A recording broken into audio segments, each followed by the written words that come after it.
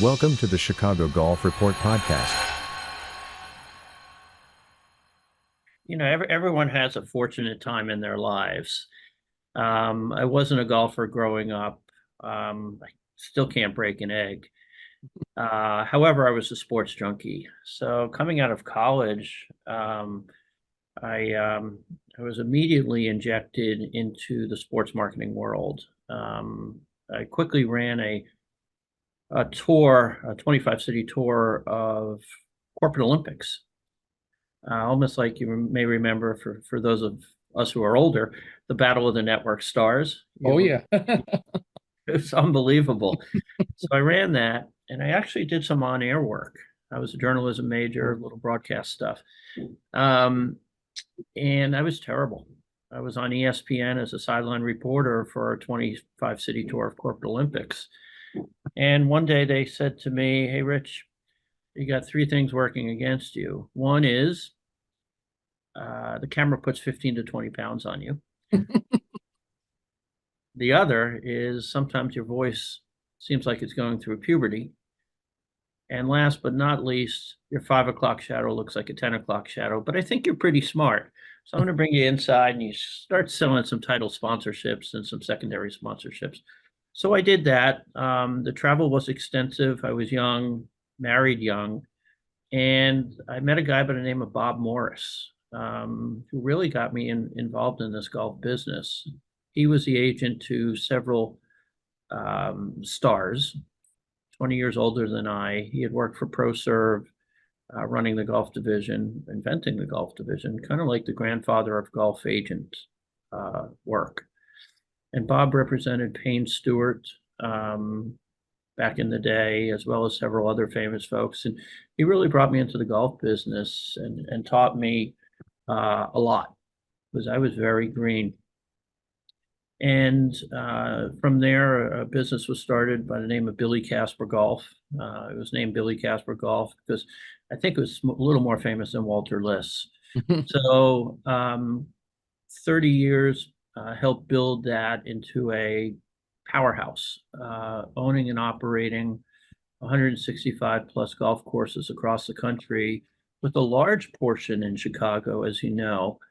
7,100 employees in season. Sold that business to Troon in December 2020.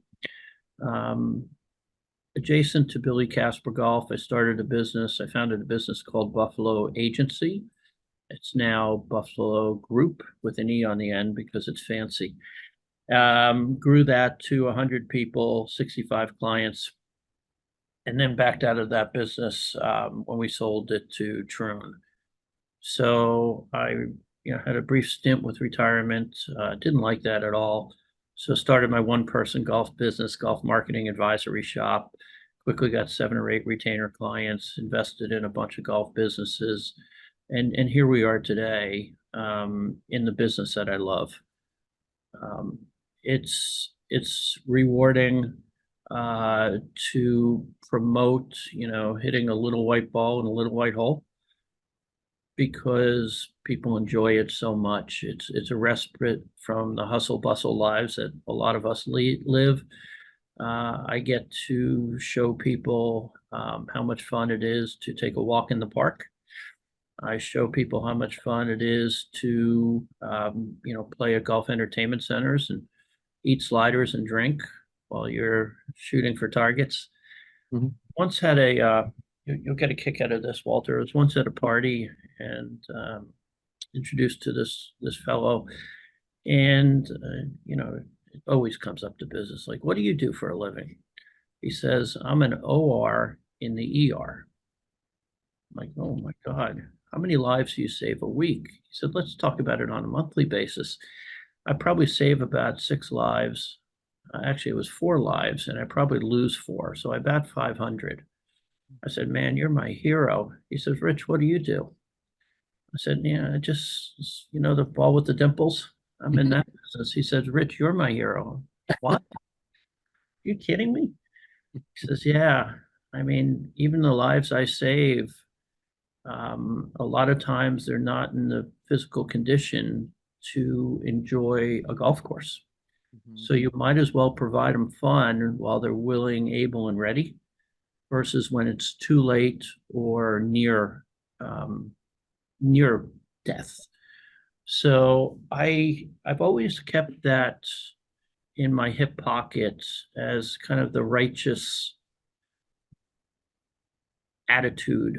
Um, so when things are tough in business, you always say to yourself, I made a life better or I made lives better by providing them the recreational outlet they need to at least temporarily get away from their crazy lives.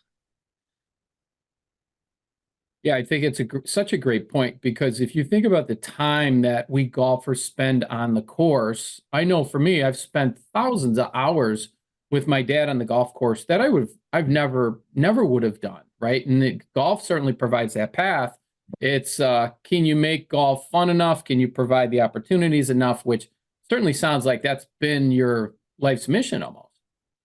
Well, there's a movie out there called Phantom of the Open, and it's by Sony Pictures Classics brought it to the U.S. It's British. It started out in Britain, and it's about the world's worst golfer, kind of sneaking his way into the British Open. Fabulous movie starring Mark Rylance, Academy Award winner Sally Hawkins. For those of you who haven't seen Fan of the Open, please do. You can get it on demand. Well, that movie, it's about the world's worst golfer, and he shoots the worst score ever. I think it was 148 in a British Open qualifier. So the guy is just happy-go-lucky, and that's my feeling of contribution. Don't take the golf course as seriously as the golf course takes you. Scores shouldn't matter. Yes, it's important to be the best version of yourself, but in the end, you got the physical activity, you got the mental acuity, you got the vitamin D from the sun. It's keeping you from, being a couch potato and, living a really stagnant life. Just enjoy like what nature brings. Try your best. If it doesn't work out, don't worry. Just like the NBA, only 0.0000000% even have a shot at going pro. Mm-hmm. So one of the things that hits me with now having this perspective of your career, and you're able to kind of list all these things that you've done in your career, is that strength of the value of the perspective of being able to look back. Can you take yourself back to the point of the start of both Billy Casper Golf and then the Buffalo agency, Buffalo Groupe? And can you talk a little bit about how both of those started? And then if there was any kind of similarities between how you felt and how they evolved. Yeah, for Billy Casper Golf, the thesis early on, which I believe continues today, was how do you run golf businesses? I'm sorry, how do you run golf courses like the businesses they are? In the past, they were run out of a cigar box. There was no digital anything. Tee sheets were written with a pencil and a huge eraser in almost like an appointment book. The golf professional owned the golf course. I'm sorry, golf professional owned the driving range, the pro shop, and the golf carts, and was making more money than the golf course owner, who's the real risk taker. So professional management companies like ours kind of busted that union, showed a better, business model, added some, present day algorithms to dynamic pricing, demand pricing. How do you get the most out of maintenance? What amenities look like? And professional golf course management companies adapt very, very well to the dynamic shifts in our personal and professional lives.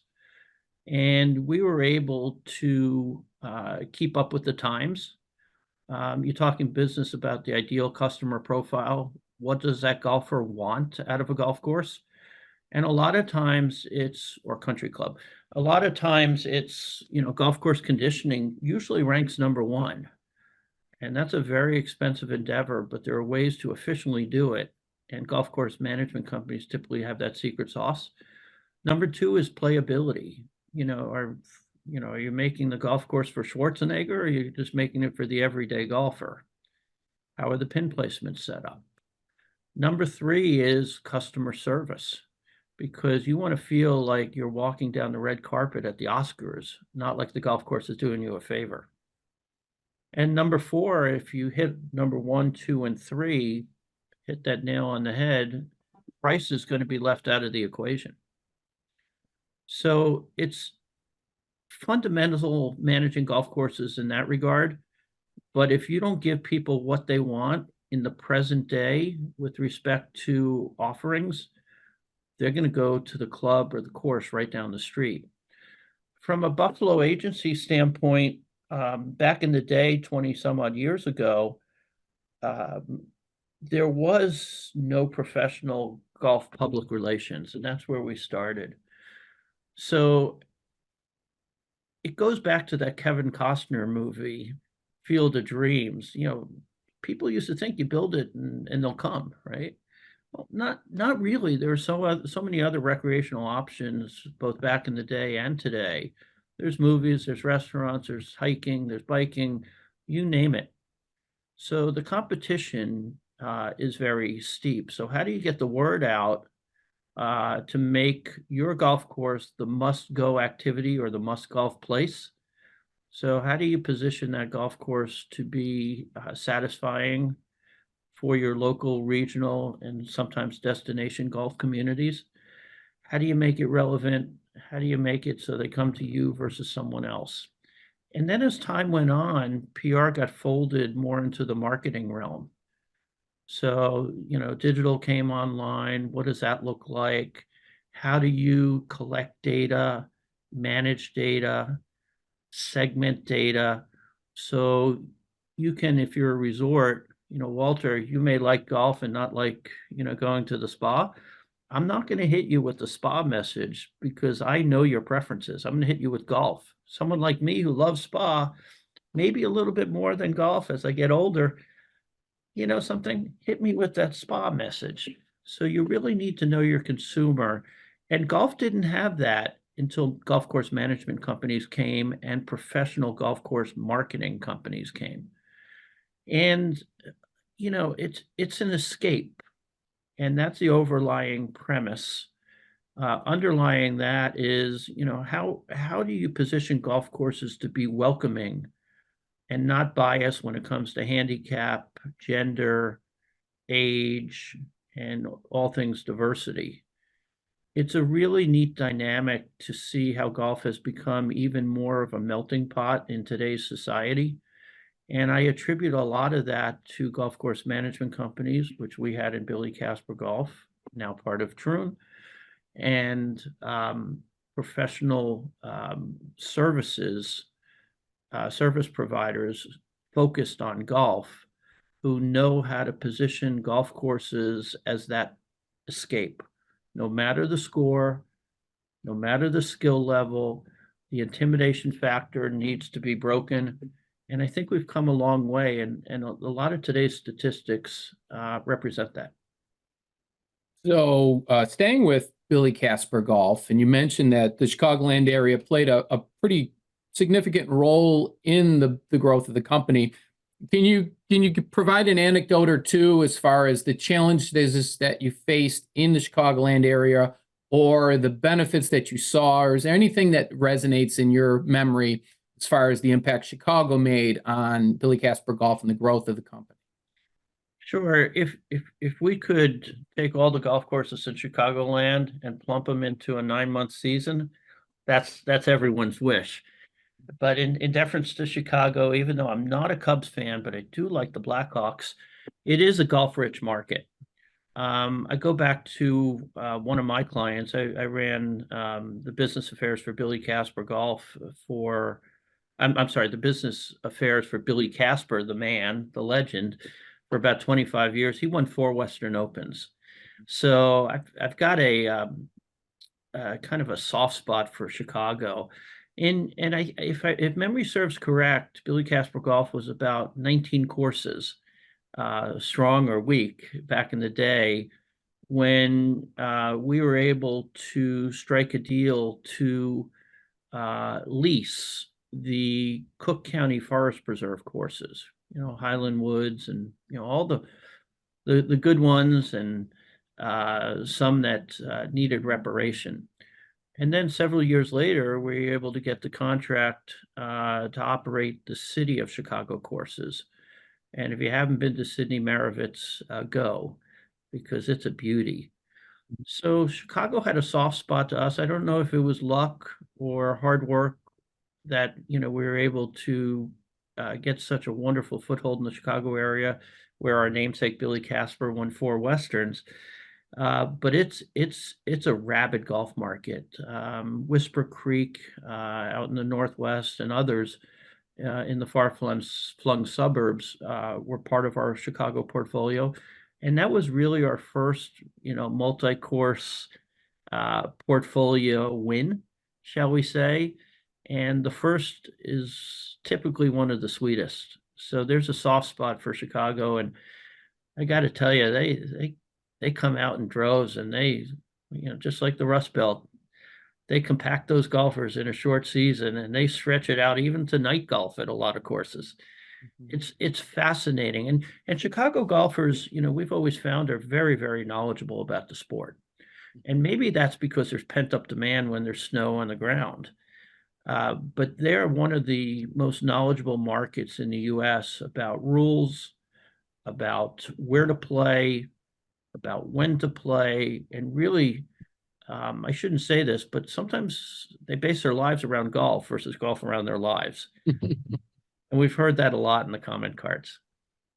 So that kind of leads me to the next question: is the golf, I guess the existence for a golfer has changed, especially here in the Midwest, in Chicago, like you said, where our outdoor season is compressed, but now there's all of these non-green grass opportunities. So that would, whether it's be a Topgolf, there's 70 indoor simulator facilities now in the Chicagoland area. That's a booming market. What are your thoughts on those types of opportunities, and how do they fit in the golf landscape? So I think it's fabulous. I think Topgolf should win, kind of exercise and fun award of the decade. And I don't say that lightly. What I do say is the amount of golfers playing off course and on course, and those that play both, are pretty even Steven. So if you're looking at 40 million plus golfers, 1/3 plays only off course, 1/3 plays only on course, and 1/3 plays both. I think it's a feeder market for what we know as traditional golf, which shouldn't be called traditional golf anymore. I love the fact that Topgolf, if I remember correctly, reported that 10% of its golf patrons graduate to green grass courses versus target golf. I love the fact that the simulator market is booming, because it makes golf a year-round endeavor, either for fun or practice. I love it that it employs more teachers and kind of books their schedule when the elements outside prohibit playing on grass. I love the fact that there's so much data, swing mechanics, which help your mental game, kind of integrated into these simulators. And I like it as a social activity. There are some good movies out there, but you don't move your arms and legs and hands and mind like you do playing golf. So it's this phenomenon of simulator golf, be it indoor, outdoor, whatever's almost become requisite for golf courses, country clubs, and resorts. And I think it's going to become ubiquitous. It's here to stay, whether you play against yourself, whether you play against others in your community, whether you play against, a golfer in Korea. or whether you just hit balls to practice or just fool around. The fact that it's at bars, lounges, hotels, arenas is terrific. And home sales of simulators have gone up as well. The price has gone down a little bit, but I expect that price to stay steady or go up the more demand there is.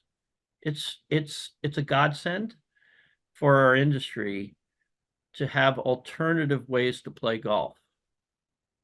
There's no right or wrong whether you play on grass or you play inside or on a simulator outside, because a lot of them are indoor outdoor kind of weatherproof or weather resistant. It's still part of the game, and it's nice to see the World Golf Foundation started off-course golf participation as a metric to see how popular it is. And then you take that number, that statistic of growth, especially post-COVID or during COVID and post-COVID, and you layer it over to audience and how much media, golf media they consume. That number has gone up proportionally. And it's really fun to watch, because before COVID and people needed an outlet with, the 6 feet of separation, social distancing, you would see headlines, and Walter, you're in the media, you get it. You see headlines that, golf, RIP on a tombstone on the cover of the New Yorker magazine. And you're like, oh my God, we need something to get us out of this funk. We used to call it golf is stable, but it really wasn't, right? It was going down. And terribly, COVID could be called the savior of golf. Mm-hmm. And now you have all this LIV or live PGA Tour stuff, which shows golf is fragmented and, kind of divisive, but it also puts it on the headlines. And there's a bit of curiosity and intrigue among those who haven't played. I'm just waiting for this, Walter. I'm waiting for Taylor Swift to play golf regularly. Rumor is, and I haven't seen any paparazzi, but rumor is she's hitting the driving range like crazy. So just, imagine the coverage we'll get, just like, the Chiefs got on its road to Super Bowl win. So what you were talking about, kind of this inclusion and how the game itself is diversified, but then it also is able to kind of come together. And then it hit me right then, and you're probably the perfect person to ask about this.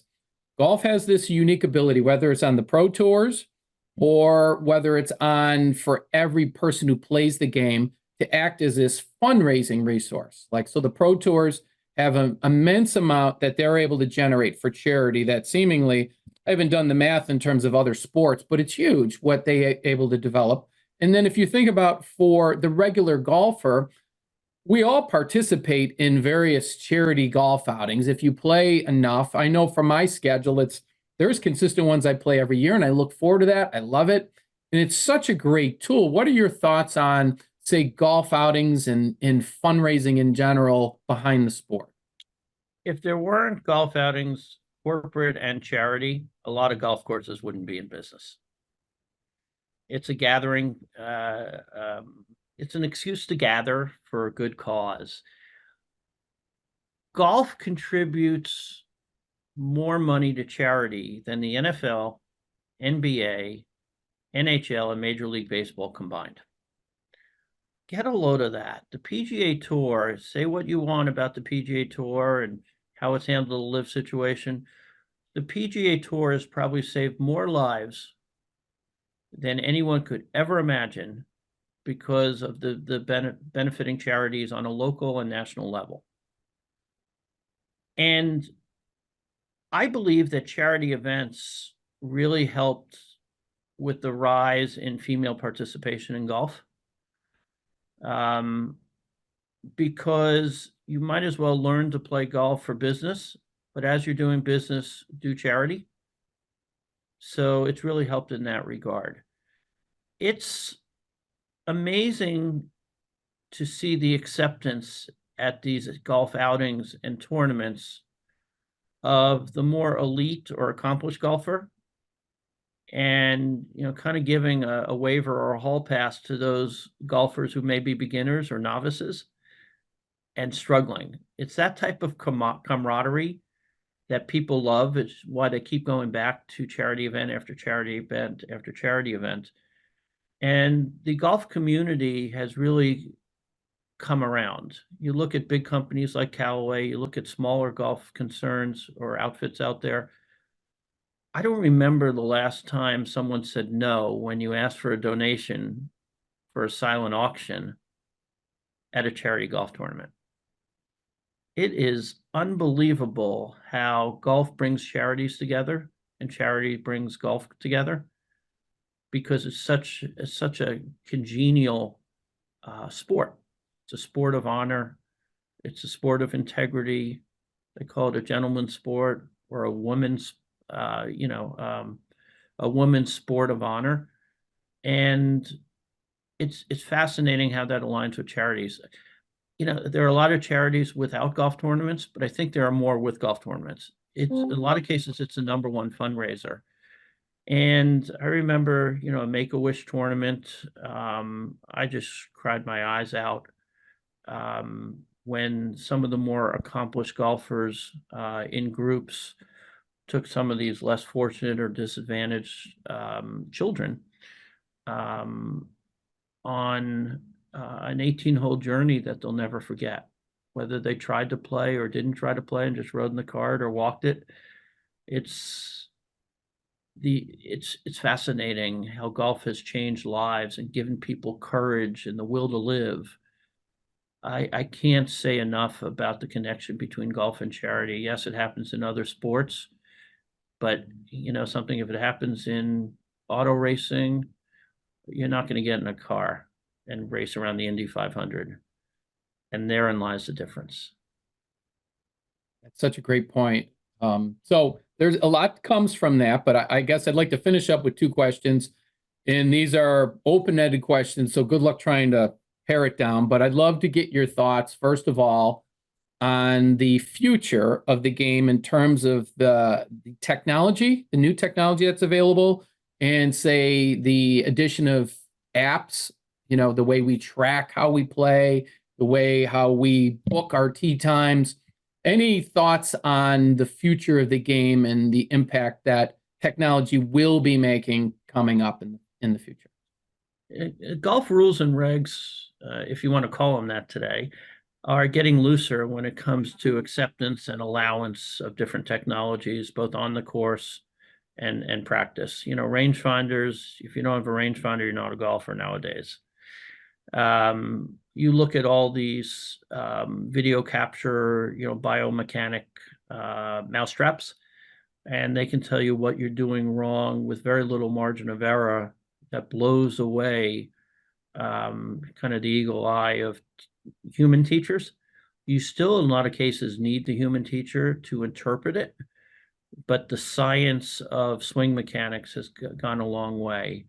And it's fascinating how you can almost get an online lesson from someone in the Philippines or Japan or South Africa nowadays. It's amazing how you can work on your own because that video is captured and AI will interpret it. I remember back in the day, it was PGA professionals and PGA professionals only. Now you need a PGA professional, but you need a PGA professional to kind of guide your progress and position you, because a laptop or something in the palm of your hand can't. So it's fascinating, the convergence of humans and technology to make golfers better. And we know that even though some may not take it seriously, like my mother, when she'd go out in the golf course, didn't matter if she hit 20 balls in the drink, as long as she was able to share that quiche recipe with someone in her foursome. But for a lot of us, to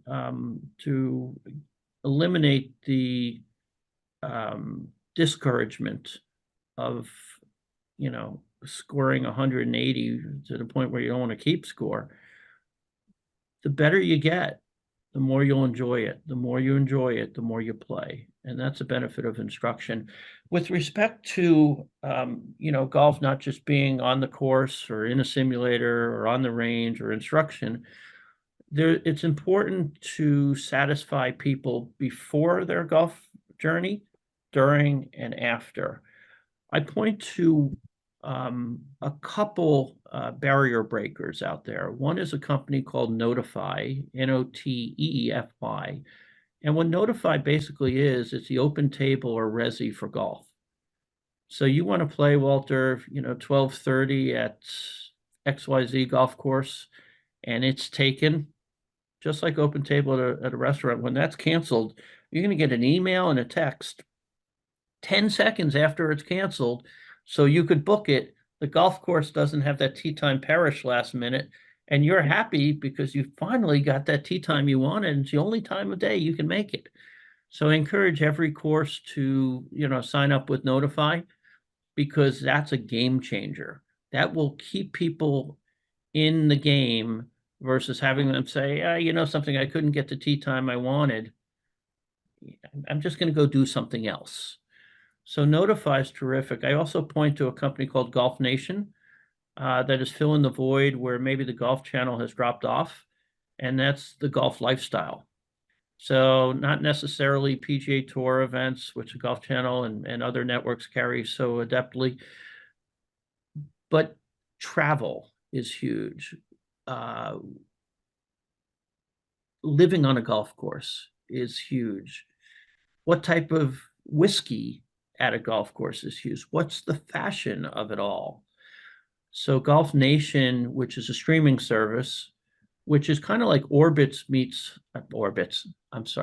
Netflix. I'm thinking travel. Netflix meets Home Shopping Network, because you're watching the video, this original programming, and then you see someone in the video wielding a Callaway driver. All of a sudden you can click on that screen and you could buy that Callaway driver you see someone hitting. It's fabulous. So I think that'll change the kind of complexity, that you don't have to hit as far as Tiger or John Daly. You don't have to putt as well as these guys and gals you see on the tour. And it's a lifestyle. It's not necessarily competitive golf. Yes, you want to be the best version of yourself, but you also want to look good and feel good. And that goes a long way into making people happy. And then if you look good and feel good and you play a little bit better and become the best version of yourself, then it's a business tool. So you're hitting the personal life, you're hitting the business life, and you're hitting the emotional connection of esteem. And there's no better way to do that. You compare it to other sports, and I'm not dissing other sports, but there's nothing like golf in the world. So you just brought up another point. I just wanted to check it. Are you still available? Do you have still a little bit more time left? For you, Walter, yes. For most people. Okay, so this is your fault, because you had another question in my head. You're talking about looking good. One of the things that struck me when I went to the PGA show again this year was the size and the number of booths and space at the PGA show for golf fashion companies. It's just enormous. I don't know what percentage, but it seemed like I was walking forever. What's your take on the golf fashion business, the impact it has? Because it's another one of those things where other sports, like you said, if you're a race car, if you're in a NASCAR, you're going to buy some sort of clothes that you're going to represent with. But with golf, you wear them all the time. You could wear your golf fashion everywhere. What's your take on golf fashion in that entire, basically, industry? You can wear it from the boardroom to, pushing a stroller in the street with your kids, to the golf course, to, kind of social activities at night. Golf has become more relaxed as a fashion culture. I mean, hoodies are allowed at country clubs now. Skirts and skirts still have it's got to be X number of inches above the knee. But it's more relaxed. You look at practice rounds on the PGA Tour and you look at Live Golf, they can wear shorts. It's crazy. And with COVID coming, who goes to the office nowadays? So, I don't remember the last time I saw someone wearing wingtips and a tie to the office. So that life has become more casual, and golf attire transcends the golf course. And that's why you've seen such crazy growth. I went into Nordstrom down the street here. It used to be, the shoe department used to be littered with dress shoes. And now there are maybe 2 or 3 dress shoes. There are 8 million casual shoes. I mean, you have golf shoes looking like sneakers. People are wearing sneakers on the golf course.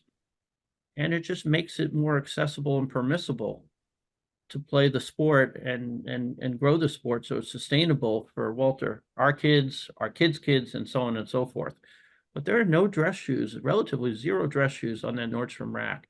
There are golf shoes, there are sneakers, there are casual shoes, but our culture has changed. And now it's a fashion game. And, I like to call it a little bit of function in golf because, golf shoes help with lateral stability. So I call it a functionista, a functionista. So it's a combination of function and fashion. Mm-hmm. And it's really sweeping the nation. You see a lot of these, hybrid shoes or spikeless shoes being worn just as regular golf shoes. And it's really neat. So that footwear category is hot. And because you could wear those golf shoes that are more and more comfortable all day, every day, everywhere. I look at Echo golf shoes, which really started the spikeless or hybrid shoe production. Forget about Champs and Soft Spikes, who kind of engineered the dissipation of metal spikes. But you look at Echo, and when Fred Couples, wore it at the Masters, and he said, "These shoes are so comfortable, I don't even need to wear socks."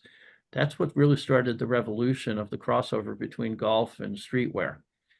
And it's really neat to see some of these, like, urban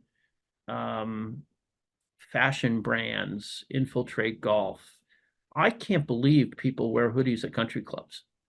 It's unbelievable. I'm saying it's about time because it breaks down barriers. Maybe they can't wear it in the clubhouse to dinner, which I'm okay with, but it's loosened, it's relaxed. And, if you have hashtag golf for everyone, which is what I believe in, this just follows suit. So last question for you. You and I have talked about this a little bit, but I'd love to get your take on the role of golf influencers, social influencers. It seems to be that golf is booming in that area, and these people like Paige and Grace Karras and Good they're creating their own brands, they're creating their own audiences. In Good's case, they're creating their own tournaments where they're bringing in other influencers. Where do you see this now for golf influencers, and where do you see it potentially going in the near future? I'm kind of, I've got mixed emotions here. I love golf influencers, and I love them because they kind of celebritize golf. They're good looking, they've got a little Howard Stern-esque in them in some cases. Howard Cosell, tell it like it is. So I love it in that regard. As a business person, a lot of these influencers' fees have gone up because they have tremendous followings, and quite frankly, they're more powerful than kind of a lot of the legacy media outlets in some cases. It's tough to measure the impact of their personage, their name, image, and likeness on sales. And once that measurement or metric or validation is able to be substantiated, then I think we're going to see more and more personalities creating a movement for golf. I think it's very good for golf. The measurability is questionable, but in the cumulative, again, the more we can leverage these influencers and the fun and looks that they have on society to bring people into golf, to make people smile. These are existing golfers, so they don't go on hiatus from the sport, the better off we're going to be. I'm 2 thumbs up for influencers.